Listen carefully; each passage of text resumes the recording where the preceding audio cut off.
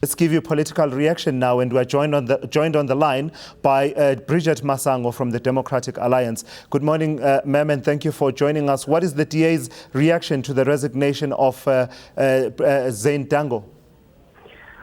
We are not. It is shocking, but it's not surprising to us because one would have noticed in the last meetings that we've had in Parliament, portfolio committees and meetings and the SCOPA meetings that have been in Parliament, you could have seen how the pressure on the officials was in trying to make what is obviously a looming crisis into what is still being manageable.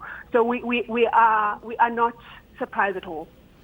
So, in terms of where this places the department, it leaves the department, of course, without an administrative head, even though he says he will serve out the 3 months' notice.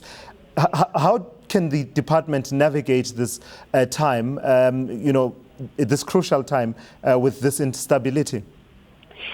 This, for us, is even made worse by the fact that the CEO who joined SASSA in November last year, having been appointed in June, and the minister made an announcement in June that he was going to be the CEO of SASSA, but only assumed duty in November, is now off sick.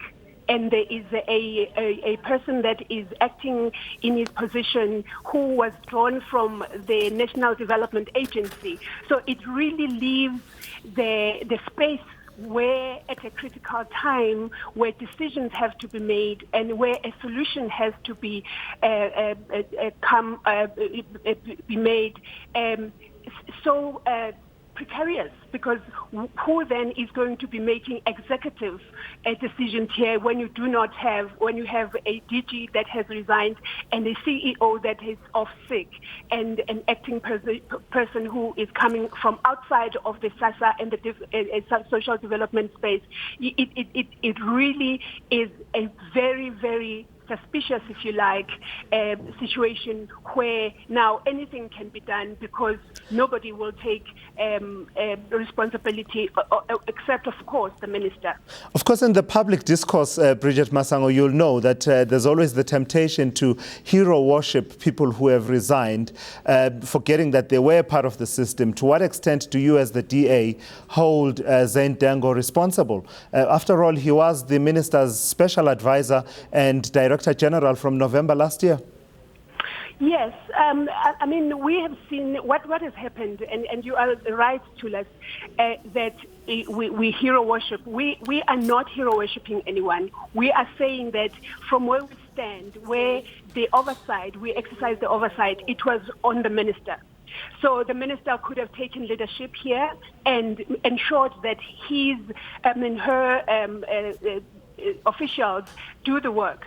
The thing that we have observed is that at crucial meetings, committee meetings that some of which we have called for the minister to come and present the plans for the institutionalization of the grant payment system, the minister has not appeared before the committee. In fact, it would be the officials that will come and that will make presentations that will expose the fact that there is some pressure that is taking place internally. People are not at liberty to say that what they have promised the Constitutional Court is actually not going to happen, even though the information before them is very glaring to say the Constitutional Court deliverables were never even attempted to be achieved. But officials would come and make some presentations that would say, here you need a minister who will assume leadership and say and be decisive about issues and say right. as early as possible,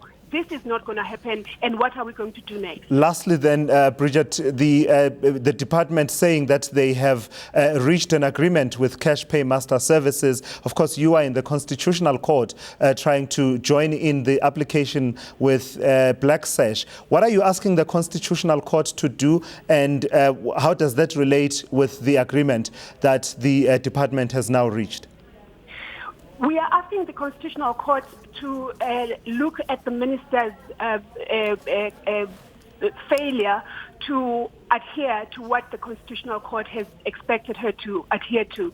And we are saying that this has to be investigated even deeper, because we believe very strongly that the minister has been single-handedly been in breach of many of the constitutional legislation or constitutional imperatives that she should have adhered to. And we are saying we want that to be investigated. But of course, our primary focus here is that the grants must be paid on the 1st of April.